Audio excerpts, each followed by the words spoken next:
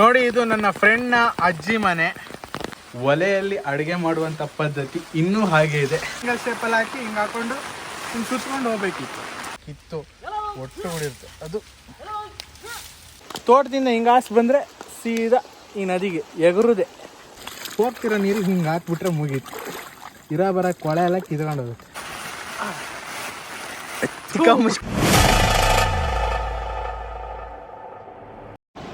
ಇವತ್ತು ನಂದು ಮಲೆನಾಡಲ್ಲಿ 2ನೇ ದಿನ. ಹಿಂಗೆ ಸುಮ್ಮನೆ ಅಣ್ಣನ ಕರ್ಕೊಂಡು ಆಚೆ ಬಂದಿದ್ದೆ. ಹಾಗೆ ಸುಮ್ಮನೆ ಒಂದು ಚಿಕ್ಕ ಬ್ಲಾಗ್ ಮಾಡೋಣ ಅಂದ್ಕೊಂಡು ಮೊಬೈಲ್ ತೆಗೆದೆ. ಆದರೂ ನಾ ಹೇಳ್ದಂಗೆ ಮಳೆ ನಾಯಿ ನರ್ಕ ಹೊಡಿತಿದೆ ಗೈಸ್. ನಾನಿಲ್ಲಿ ಕಾರಲ್ಲಿ ತೋರಿಸ್ತೀನಿ ಹೇಗೆ ಹೊಡಿತಿದೆ ಅಂತ ನೋಡಿ ಒಂದ್ಸರಿ.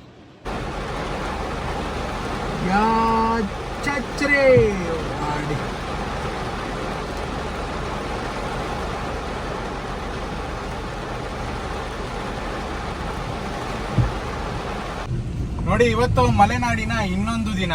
ಹಿಂಗೆ ನನ್ನ ಫ್ರೆಂಡ್ ಸಿಕ್ತ, ನಮ್ಮ ಅಜ್ಜಿ ಮನೆ ತೋಟಕ್ಕೆ ಹೋಗೋಣ, ನಮ್ಮ ಜಮೀನ್ಗೆ ಹೋಗೋಣ ಬಾ ಅಂದ. ಹಾಗೆ ಡ್ರೈವ್ ಮಾಡಿಕೊಂಡು, ಅದೇ ಹೇಳಿದ್ನಲ್ಲ ಮೊಗ್ಲಾರೆ ಮಳೆ ಇದೆ, ಆ ಮಳೆಯಲ್ಲೂ ಡ್ರೈವಿಂಗ್ ಮಾಡಿಕೊಂಡು ಒಂದು ಅವ್ರ ತೋಟನ ವಿಸಿಟ್ ಮಾಡೋಣ ಅಂತ ಬಂದೆ. ಸೊ ನೋಡೋಣ ಹೇಗಿರುತ್ತೆ ಏನು ಅಂತ. ಬನ್ನಿ. ನೋಡಿದ್ರಲ್ಲ ಮಳೆ ಹೆಂಗೆ ಹೊಡಿತಿದೆ. ಇದೇ ಮಳೆ ಕಂಟಿನ್ಯೂಸ್ ಇರುತ್ತೆ. ನಾ ಬಂದಾಗಿಂದ ಮಳೆನೇ ಗೈಸ್. ನೋಡಿ, ಇದು ಹೋಗೋ ರಸ್ತೆ ಎಷ್ಟು ಚೆನ್ನಾಗಿದೆ. ಇದು ನೋಡಿ, ನಾ ಹೇಳಿದ್ನಲ್ಲ ಆಗ್ಲೇ, ಮಲೆನಾಡಲ್ಲಿ ಮಳೆ ಬಂದರೆ ಯಾವ ರೀತಿ ಎಲ್ಲ ಕಷ್ಟ, ಇದು ಪಡುವಂಥ ಕಷ್ಟಗಳು ನೋಡಿ. ಇವ್ರು ಮಳೆಯಲ್ಲೇ ಕೆಲಸ ಮಾಡಬೇಕು, ಆ ಪ್ಲಾಸ್ಟಿಕ್ ಕವರ್ ಹಾಕೊಂಡು ಕೊಪ್ಪೆಯಲ್ಲಿ ಕೆಲಸ ಮಾಡಬೇಕು. ಸೊ ಇದೆಲ್ಲ ಸಾಮಾನ್ಯವಾಗಿ ಮಲೆನಾಡಲ್ಲಿ ಕಾಣಬರುವಂಥ ಸನ್ನಿವೇಶಗಳು. ಇದು ಕೊಪ್ಪ ದಾಟದ ಮೇಲೆ ಕುದುರೆಗುಂಡಿ ಅಂತ ಒಂದು ಸಿಗುತ್ತೆ. ಅಲ್ಲಿಂದ ಲೆಫ್ಟ್ ತಗೊಂಡ್ರೆ ಈ ರೀತಿಯಾದಂಥ ಅದ್ಭುತವಾದ ರಸ್ತೆನ ನೀವು ನೋಡ್ಬೋದು. ಭಾಳ ಚೆನ್ನಾಗಿದೆ. ಇಲ್ಲಿ ನೋಡುವಂಥ ಪ್ರೇಕ್ಷಣೀಯ ಜಾಗಗಳು ಅಂತೇನಿಲ್ಲ, ಬಟ್ ಹಿಡನ್ ಜೆಮ್ ಅಂತ ಏನು ಕರಿತೀವಿ ಅದು ತುಂಬ ಇದೆ. ಹೇಳದ್ನಲ್ಲ, ಆ ಪ್ರಕೃತಿ ನೀವು ಏನು ಮಾಡಿದ್ರೂ, ನಾವೊಬ್ರು ಯಕಶ್ಚಿತ್ ಮನುಷ್ಯ ಅಷ್ಟೇ. ನೋಡಿ ಯಾವ ರೀತಿ ಮಳೆ ಬರ್ತಿದೆ, ನಿಲ್ತಾನೆ ಇಲ್ಲ ಸ್ವಾಮಿ. ಹೋಗ್ತಾನೆ ಇದೀವಿ. ನೀವು ದಟ್ಟ ಕಾಡು ಬೇರೆ, ಮಧ್ಯದಲ್ಲಿ ರಸ್ತೆ. ಇದು ಕಾಡೇ ಆಗಿತ್ತು, ಮನುಷ್ಯನ ಅನುಕೂಲಕ್ಕಾಗಿ ಒಂದು ರಸ್ತೆ ಅಷ್ಟೇ. ಯಾವ ರೀತಿ ಮಳೆ ಹೊಡಿತಿದೆ ಅಪ್ಪ ಅಪ್ಪ ಅಪ್ಪ ಅಪ್ಪ. ಯಾವುದೋ ಒಂದು ಆಫ್ ರೋಡು. ಇವ್ರ ಅಜ್ಜಿ ಮನೆ ಹೋಗ್ಬೇಕಾ ನನ್ನ ಫ್ರೆಂಡು ಒಂದು ಆಫ್ ರೋಡ್ ತಗೋಬೇಕು. ಆ ಕಡೆ ಈ ಕಡೆ ಅಡಿಕೆ ತೋಟ, ಮಧ್ಯೆ ಮಧ್ಯೆ ಒಂದು ತೋಟದ ಮನೆ ಅಂತ ಏನು ಕರಿತೀವಿ ಆ ಥರ. ಬಟ್ ಇಲ್ಲಿ ಸುಮಾರು ಮನೆ ಇದೆ ಬಿಡಿ. ಆದ್ರೂ ಮನೆಗಳ ಸೈಜ್ಗಳು ನೋಡಿ. ನಾವಿಲ್ಲಿ ನಮ್ಮ ಸಿಟಿಲಿ 30-40 ಸೈಟಲ್ಲಿ ಮನೆ ಕಟ್ಸ್ಬಿಟ್ರೆ ಹಿಂಗೆ. ಇಲ್ಲಿ ಮನೇಲಿ ಆಟ ಆಡೋಕ್ಕೆ ಜಾಗ, ಒಂದು ಚಿಕ್ಕ 30 ಯಾರ್ಡ್ ಒಂದು ಕ್ರಿಕೆಟ್ ಗ್ರೌಂಡೇ ಇದೆ ಮನೆ ಮುಂದೆ. ನೋಡಿ ಮನೆಗಳು ನೋಡಿ. ಇದು ಇವೆಲ್ಲ ಮಲೆನಾಡಲ್ಲಿ ತೋಟದ ಮನೆ. ಅಂದರೆ ಇದು ಅವ್ರ ಮನೆನೇ, ಬಟ್ ತೋಟದ ಮಧ್ಯೆ ಇರೋದ್ರೆ ತೋಟದ ಮನೆ ಆಗುತ್ತೆ. ಸಂಪರ್ಕಗಳೆಲ್ಲ ಭಾಳ ಕಡಿಮೆ ಇಲ್ಲಿ ಸಿಗೋದು. ಏನಾದ್ರು ತರಬೇಕು, ದಿನಸಿ ಐಟಮ್ಗಳು ಬೇಕು ಅಂದರೆ ಒಂದು ತಿಂಗಳಿಗೆ ಆಗೋಷ್ಟು ಫಸ್ಟೇ ಹಾಕೋಬಿಡ್ಬೇಕು. ನಮ್ದು ಇಲ್ಲಿ ಕೊಪ್ಪಪೇಟೆನೇ ಎಲ್ಲ ಸಿಗೋದು, ಹತ್ರದಲ್ಲಿ ಎಲ್ಲೂ ಇಲ್ಲ. ಸೊ ಅಂಥ ಒಂದು ಊರಿದು ನೋಡಿ. ಎಲ್ಲ ಮನೆಗಳು ನೋಡಿ ಯಾವ ರೀತಿ ಇದೆ. ಇದಂತೂ ಹಂಚಿನ ಮನೆ, ಹಳೆ ಕಾಲದ್ದು. ರಿನೋವೇಟ್ ಮಾಡ್ತಾರೆ. ಯಾರ್ದು ತಿಮ್ಮಯ್ಯ ಬಾಚಿ ಕೊಪ್ಪ ಅಂತ ಅವ್ರದ್ದು ಮನೆ. ಇದು ಭಾಳ ಚೆನ್ನಾಗಿದೆ ನೋಡಿ. ಇದೊಂದು ಸೇತುವೆ ನೋಡಿ, ಇಲ್ಲಿ ಭಾಳ ದೊಡ್ಡದಾಗಿದೆ. ಈ ನಮ್ಮ ಸಿಟಿಯವ್ರು ಬಂದರೆ ಇಲ್ಲಿ ಫೋಟೋ ಶೂಟ್ ಅನ್ಕೊಂಡು ಕೂರ್ತಾರೆ. ಇಲ್ಲಿ ನೋಡಿ, ಇಲ್ಲಿ ಮೊದ್ಲು ಸೇತುವೆ ಇದ್ದಿಲ್ಲ, ಶಂಕ ಅಂತ ಬರೋದು ಗೊತ್ತಾ? ಶಂಕ ಅಂದ್ರೆ ಅದೇ ಮಾಮೂಲಿ ಮರದ ದಿಮ್ಮಿ ಹಾಕ್ಬಿಟ್ಟು ನಡ್ಕೊಂಡು ಹೋಗೋದಲ್ವಾ? ಅದಿತ್ತು. ಅದಾದ್ಮೇಲೆ ಈಗ ಇದಾಗಿರೋದು. ಈ ಸೇತುವೆ ಭಾಳ ದೊಡ್ಡದು. ಅಂದ್ರೆ ಅಭಿವೃದ್ಧಿ ಅಂದ್ರೆ ಆ ಥರ. ಸೇತುವೆ ಎಲ್ಲ ಕಡೆ ಸೇತುವೆ, ಇಲ್ಲೆಲ್ಲ ಅಭಿವೃದ್ಧಿ ಅಂದ್ರೆ ಅದೇ ಥರ. ಬಾವಿ ಇಲ್ದಿದ್ದ ಕಡೆ ಬಾವಿ ತೋಡಿಸ್ಕೊಡೋದು, ಸೇತುವೆ ಇಲ್ದಿದ್ದ ಕಡೆ ಸೇತುವೆ ಮಾಡಿಸ್ಕೊಡೋದು. ನಮ್ಮ ಕಡೆ ಇಲ್ಲಿ ರಸ್ತೆ ಮಾಡೋದು ಭಾಳ ಡೌಟ್ ಬಿಡಿ. ಮಳೆಗಾಲದಲ್ಲಿ ಸಾಮಾನ್ಯ ಇಲ್ಲಿ ಪ್ಲಾಸ್ಟಿಕ್ ಕುಪ್ಪೆ ಅಂತ ಕರೀತಾರೆ. ಇವಾಗ ಜರ್ಕಿನ್ ಟೈಪ್ ಬಂದಿದೆ. ಮೊದಲು ಪ್ಲೇನ್ ಪ್ಲಾಸ್ಟಿಕ್ ಬರೋದು. ಅದೇನು ಮಾಡ್ತಿದ್ರು, ಮಡಿಸಿ ಅದೊಂಥರ ಟ್ರಯಾಂಗಲ್ ಶೇಪ್ ಮಾಡಿ ಹಾಕೋತಿದ್ರು. ಇವಾಗ ಇಲ್ಲೆಲ್ಲ ಸಾರಿ, ಅವಾಗಲೇ ಉಲ್ಟಾ ಹಾಕೋಬಿಟ್ಟಿದೆ. ಈಗ ಕರೆಕ್ಟ್ ಆಯಿತು ನೋಡಿ. ಇದನ್ನ ಇವಾಗ ಇದು ಈ ಥರ ಬಂದಿದೆ ಕೆಳಗೆ. ಮೊದಲೆಲ್ಲ ಬರ್ತಿಲ್ಲ, ಟ್ರಯಾಂಗಲ್ ಶೇಪಲ್ಲಿ ಹಾಕಿ ಹಿಂಗೆ ಹಾಕೊಂಡು ಹಿಂಗೆ ಸುತ್ಕೊಂಡು ಹೋಗ್ಬೇಕಿತ್ತು. ಸೊ ಇವಾಗ ಇದು ಹಾಕೊಂಡಿದ್ದೀನಿ. ಬನ್ನಿ ಅವ್ರ ತೋಟ ಹೋಗೋಣ ಹೆಂಗಿದೆ ನೋಡೋಣ. ಇವಾಗ ನಾನು ಹೆಂಗಿದ್ದೀನಿ ಅದು ಬಿಟ್ಬಿಡಿ. ನಾನು ನನ್ನ ಫ್ರೆಂಡ್ ಅಜ್ಜಿ ಮನೆ ಬಂದಿದ್ದೀನಿ. ಇಲ್ಲಿ ಅದು ಯಾವ ರೀತಿ ಇದೆ ಅಂದರೆ ತೋರಿಸ್ತೀನಿ. ಎಷ್ಟು ರಿಮೋಟ್ ಏರಿಯಾದಲ್ಲಿ ಇದೆ ಅಂದರೆ ನೋಡಿ. ಇದು ನನ್ನ ಫ್ರೆಂಡ್ನ ಅಜ್ಜಿ ಮನೆ. ಹೆಂಗಿದೆ ನೋಡಿ. ಮಲೆನಾಡಿನ ರಿಮೋಟ್ ಏರಿಯಾ, ಸುತ್ತ ತಿರುಗಿದ್ರು ಒಂದು ಮನೆ ಅಷ್ಟು ಕಾಣಲ್ಲ ನಿಮಗೆ. ದೂರದಲ್ಲೆಲ್ಲೋ ಒಂದು ಮನೆ ಇದೆ. ಸೊ ಆ ಮನೆ ಒಳಗೆ ಹೋಗೋಣ ಬನ್ನಿ. ಹೆಂಗಿದೆ ಈ ಮಳೆಯಲ್ಲಿ ನಾನು ಅಂದ್ಕೊಂಡಿದ್ದ ರೀತಿ ಏನು ಎಕ್ಸ್ಪ್ಲೋರ್ ಮಾಡಬೇಕು ಅಂತ ಕರೆಕ್ಟಾಗಿದೆ ನೋಡಿ. ಇದು ನನ್ನ ಫ್ರೆಂಡ್ ಅವರ ಅಜ್ಜಿ. ಹಾಯ್ ಅಜ್ಜಿ, ಹೇಗಿದ್ದೀರಾ? ಇದು ಅವರ ಚಿಕ್ಕಪ್ಪ. ಇಲ್ಲಿ ನೀವು ನೋಡ್ಬೋದು ಒಲೆಯಲ್ಲಿ ಅಡುಗೆ ಮಾಡುವಂಥ ಪದ್ಧತಿ ಇನ್ನೂ ಹಾಗೆ ಇದೆ. ನಮ್ಮೂರ ಕಡೆ ಮಳೆಗಾಲದಲ್ಲಿ ಕಡುಬು ಬೇಯಿಸ್ತಾರೆ ಇದರಲ್ಲಿ. ಸೊ ಇದು ಇನ್ನೂ ಹಾಗೇ ಇದೆ. ಹಳೆ ಶಿಲಾಯುಗ ಅಂತಲ್ಲ, ಕೆಲವೊಂದಷ್ಟು ಅಭಿವೃದ್ಧಿಗೊಳ್ಳುವಂಥ ವರ್ಷಗಳ ಹಿಂದೆ ಈ ಒಂದು ಪದ್ಧತಿ ಇತ್ತು. ಕಡೆಯೋ ಕಲ್ಲಿದೆ, ಇನ್ನು ಹಲವಾರು ವಿಚಾರಗಳು ಈ ಮನೆಯಲ್ಲಿದೆ.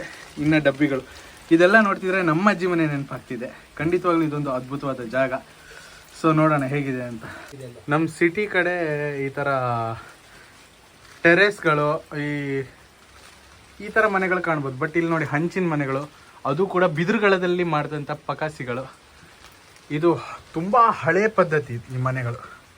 ಅಲ್ಲಲ್ಲಿ ಸೋರ್ತಾ ಇರುತ್ತೆ, ಬಕೆಟ್ ಇಡಬೇಕು. ಮಳೆಗಾಲದಲ್ಲಿ ನಾನು ಹೇಳ್ದಂಗೆ ಮಲೆನಾಡಿಗರ ಜೀವನ ಭಾಳ ಅಸ್ತವ್ಯಸ್ತನೇ ಆಗಿರುತ್ತೆ. ಅಂದ್ಕೊಂಡರಷ್ಟು ಏನೂ ಚಂದ ಇರಲ್ಲ. ಮಳೆ ಹಸಿರು ಅಂತ ಅನ್ನೋದು ಬಿಟ್ಟರೆ ಇನ್ನೇನೂ ಇರಲ್ಲ.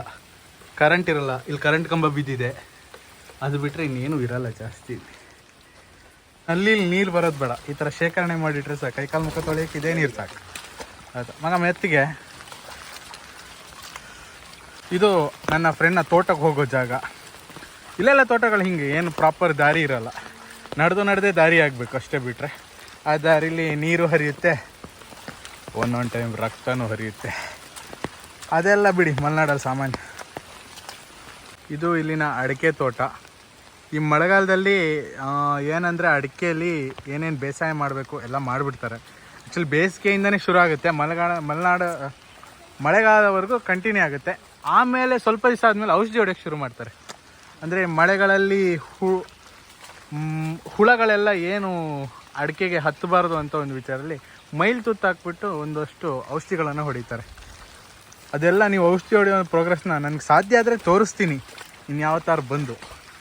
ಮಲೆನಾಡಲ್ಲಿ ತೋಟಗಳು ಇರುವ ರೀತಿ ಹೇಗಿರುತ್ತೆ, ಎತ್ತ ಏನು ಇಂತೆಲ್ಲ ಈ ರೀತಿ ಅದ್ಭುತವಾದ ತೋಟಗಳು. ಆ್ಯಕ್ಚುಲಿ ಇಲ್ಲೆಲ್ಲ ತುಂಬ ನೀಟಾಗಿದೆ. ನಮ್ಮ ಕಡೆ ಬಂದರೆ ಮಧ್ಯೆ ಮಧ್ಯೆ ಹಳು ಎಲ್ಲ ಬೆಳ್ಕೊಂಡ್ಬಿಡುತ್ತೆ. ಹಳು ಅಂದರೆ ಮಾಮೂಲಿ ಈ ಕಳೆ ಅಂತ ಏನೋ ಗಿಡಗಳು ಬರುತ್ತೆ, ಅದೆಲ್ಲ ಬೆಳ್ಕೊಂಡಿರುತ್ತೆ. ಸೊ ಇದು ಒಂದು ಭಾಳ ಚೆನ್ನಾಗಿದೆ. ಇಲ್ಲಿರೋ ಹಳುಗಳನ್ನೆಲ್ಲ ಸವರ್ಬಿಟ್ಟು ಇದನ್ನು ಚೆನ್ನಾಗಿ ಮಾಡಿದ್ದಾರೆ. ಮಳೆಗಾಲದಲ್ಲಿ ಎಷ್ಟು ಕಷ್ಟ ಕೆಲಸ ಮಾಡೋದು ಅಂತ ನೋಡಿ. ಎಂಥ ಮಳೆ ಇದು, ಈ ಥರದೊಂದು ಕೊಪ್ಪೆ ಹಾಕ್ಕೊಂಡು ಕೆಲಸ ಮಾಡ್ತಿರೋದೆ ನೋಡಿ. ಅಲ್ಲಿ ಇನ್ನೊಬ್ರು ಜನ್ಮ ತಾಳಿದ್ರು. ಸೊ ಏನೇ ಮಳೆ ಬಿಸಿಲಿರಲಿ, ಮಲೆನಾಡಿಗರಿಗೆ ಕೃಷಿ ಕೆಲಸ ಅಂತ ಬಂದರೆ ಯಾವುದು ನೋಡಲ್ಲ ಆ ಥರ. ಹಾಯ್ ಸರ್, ನಮಸ್ತೆ. ಎಲ್ಲ ಹೇಗಿದ್ದೀರಾ? ಮಲೆನಾಡಿನ ಕೆಲಸಗಳು, ಮಳೆಯಲ್ಲಿ ಕೆಲಸಗಳು ತುಂಬ ಚೆನ್ನಾಗಿದೆ. ಭಾಳ ಕಷ್ಟ ಅಲ್ವಾ?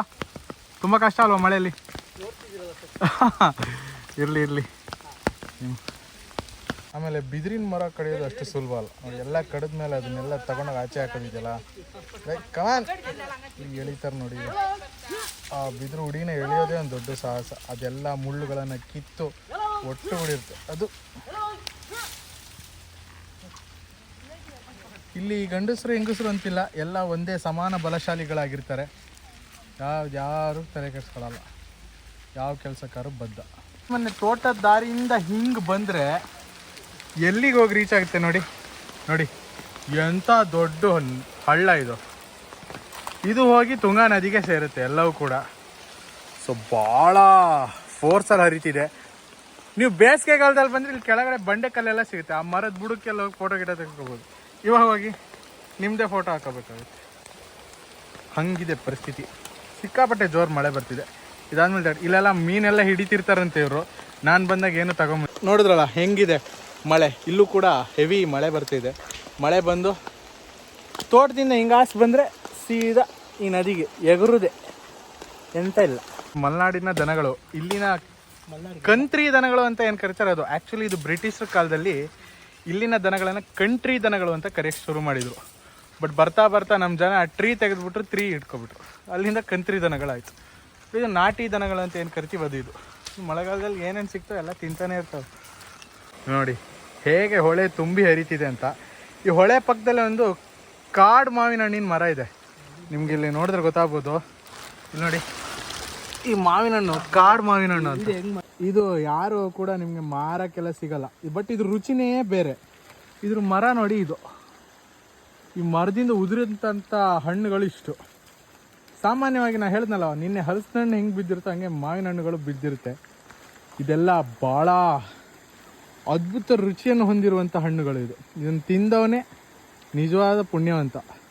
ನೋಡಿ, ಕಾಡು ಮಾವಿನ ಹಣ್ಣು ಇಷ್ಟೇ ಸೈಜ್ ಬರುತ್ತೆ, ಇದ್ರ ಮೇಲೆ ಬರೋದೇ ಇಲ್ಲ. ಇದು ನೋಡೋಕ್ಕೆ ನೀರು ಮೃದುವಾಗಿ ಹರಿತಿದೆ, ಏನೋ ಶಬ್ದನೇ ಇಲ್ಲ ಅಂತ. ಒಂಚೂರು ಕೈಯೋ ಕಾಲೋ ಕೆಳಗೆ ಬಿಟ್ಟರೆ ಹಾಗೆ ಕಿತ್ಕೊಂಡು ತುಂಗಾ ನದಿ ಸೇರಿರ್ತೀವಿ ನಾವು, ಅಷ್ಟು ಫೋರ್ಸ್ಫುಲ್ಲಾಗಿದೆ. ಮಳೆಗಾಲದಲ್ಲಿ ಈ ನೀರಿನ ಮಟ್ಟ ಸಾಧಾರಣ ಅಲ್ಲಿ ಕಾಣಿಸ್ತಿದೆಲ್ಲ ಮರ ಆ ಮಟ್ಟದವರೆಗೂ ಹೋಗುತ್ತೆ. ಒಂದೊಂದು ಟೈಮ್ ಮನೆ ಹತ್ರ ಹೋಗಿದ್ದು ಇದೆ. ಸೊ ಇದು ಮಲೆನಾಡಿಗರ ಪರಿಸ್ಥಿತಿ. ಇಲ್ಲಿ ಒಂದು ಬ್ರಿಡ್ಜ್ ದಾಟಬೇಕು, ಹೆಂಗಾರೋದು ನೋಡೋಣ. ಅದ್ರ ಮೊಬೈಲೆಲ್ಲ ಇಟ್ಕೊಂಡಿದ್ದೀನಿ, ಕವರೆಲ್ಲ ತಡೀತಿದೆ ಮರ. ಅಬ್ಬಾ, ಫೈನಲಿ ಬಂದೆ. ಸ್ವಲ್ಪ ಕಾಲು ತೊಳ್ಕೊಳ್ಳೋದೆಲ್ಲ ಹಿಂಗೆ ಹೋಗ್ತಿರೋ ನೀರಿಗೆ ಹಿಂಗೆ ಹಾಕ್ಬಿಟ್ರೆ ಮುಗೀತು. ಇರೋ ಬರೋ ಕೊಳೆ ಎಲ್ಲ ಕಿತ್ಕೊಂಡು ಹೋಗುತ್ತೆ. ಮುಗೀತು ನೋಡಿ. ನೀವು ಇಂಬ್ಳ ತೋರಿಸ್ಬೇಕು ಅಂದರೆ ಲೀಚಸ್ ತೋರಿಸ್ಬೇಕು ಅಂದ್ಕೊಂಡಿದ್ದೆ. ನನಗೆ ಹತ್ತಲಿಲ್ಲ, ನನ್ನ ಫ್ರೆಂಡಿಗೆ ಹತ್ಕತ್ ಮಾರಿ. ಇರಿ, ಅದು ತೆಗಿತೀನಿ. ಇದನ್ನೇನು ಸಾಯಿಸಬಾರ್ದು, ಅದ್ರ ಪಾಡಿಗೆ ಅದನ್ನು ಬಿಟ್ಬಿಟ್ರೆ ಅದು ಪಾಡಿಗೆ ಅದು ಹೋಗುತ್ತೆ. ಕೈಗೂ ಬರೋಲ್ಲ ಅದು, ಅಷ್ಟು ಬಗ್ಗೆ ಬಂತು ನೋಡಿ. ನೋಡಿ, ಇದು ಲೀಚಸ್ಸು. ನಾವೇನು ಇಂಬ್ಳ ಅಂತ ನಮ್ಮ ಮಲೆನಾಡಲ್ಲಿ ಕರೀತಾರೆ. ಇದು ಕೀಳೋದು ಕಿತ್ತೆ, ಕೂದಲು ಸಮೇತ ಕಿತ್ತೆ ಕಣ. ನೋಡಿ, ಇದ್ರ ಸ್ಟ್ರಕ್ಚರೇ ಒಂಥರ ವಿಶೇಷ. ಇದು ನೀವು ಎಷ್ಟೇ ಸಾಯಿಸೋಕ್ಕೆ ಟ್ರೈ ಮಾಡಿ ಸಾಯಲ್ಲ. ನೋಡಿ, ಹುಡುಕ್ತಾ ಇದೆ ಸಾಯಕ್ಕೆ. ಆಮೇಲೆ ಇದು ಕಚ್ಚೋದು ಗೊತ್ತಾಗಲ್ಲ. ಒಂದು ಸೊಳ್ಳೆ ಕಚ್ಚಿದ್ರೆ ಗೊತ್ತಾಗುತ್ತೆ. ಆ ಇಂಬ್ಳ ಕಚ್ಚಲಿ ನೋಡೋಣ, ನಿಮ್ಗೆ ಗೊತ್ತಾಗುತ್ತೆ ನೋಡೋಣ. ಆ ಥರ ಇದು. ಸೊ ನೋಡಿದ್ರಲ್ಲ, ಇದು ಇವತ್ತಿನ ಬ್ಲಾಗು. ಮಲೆನಾಡಿನ ಮಳೆ ಹೇಗೆ, ಮಳೆಗಾಲದಲ್ಲಿ ಮಲೆನಾಡಿನಲ್ಲಿರೋ ತೋಟಗಳು ಹೇಗೆ, ಅಲ್ಲಿನ ಕೆಲಸಗಾರರು ಹೇಗೆ ಕೆಲಸ ಮಾಡ್ತಾರೆ, ಮಳೆಯಲ್ಲಿ ಎಷ್ಟು ಕಷ್ಟಪಡ್ತಾರೆ, ದನ ಜಾನುವಾರುಗಳೆಲ್ಲ ಹೇಗಿರುತ್ತೆ, ಹೊಳೆ ಹಳ್ಳಗಳು ಹೇಗೆ ಹರಿಯುತ್ತೆ ಅನ್ನೋದನ್ನ ಒಂದು ಚಿಕ್ಕದಾಗಿ ತೋರಿಸಿದ್ದೀನಿ. ಸೊ ವಿಡಿಯೋ ಇಷ್ಟ ಆಗಿದರೆ ಎಲ್ಲರಂತಲ್ಲ ಈ ಶೆಟ್ಟಿನ ಸಬ್ಸ್ಕ್ರೈಬ್ ಮಾಡಿ, ಲೈಕ್ ಮಾಡಿ, ಶೇರ್ ಮಾಡಿ. ಮತ್ತೆ ವೀಡಿಯೋಸ್ಗಳು ಬರ್ತಾ ಇರುತ್ತೆ, ಅದನ್ನು ಕೂಡ ನೋಡಿ ಎಂಜಾಯ್ ಮಾಡಿ. ಧನ್ಯವಾದಗಳು. ದೂರದ ಕಾಡಿನಲ್ಲೊಂದು ಒಂಟಿ ಮನೆ, ಬಿಡದೆ ಸುರಿಯುವ ಮಳೆ, ಒಲೆಯಲ್ಲಿ ಬೆಂದ ಆಹಾರ, ಚಿಮಣಿ ದೀಪದ ಬೆಳಕು. ಬದುಕು ಕಷ್ಟ ಅನಿಸಿದ್ರು ಹಣದಾಸೆಯಿಂದ ದೂರ, ನೆಮ್ಮದಿಯಿಂದ ಬದುಕುವುದೇ ಮೂಲ. ಸ್ವರ್ಗ ಅಂದ್ರೆ ಇನ್ನೇನ್ ಹೇಳಿ.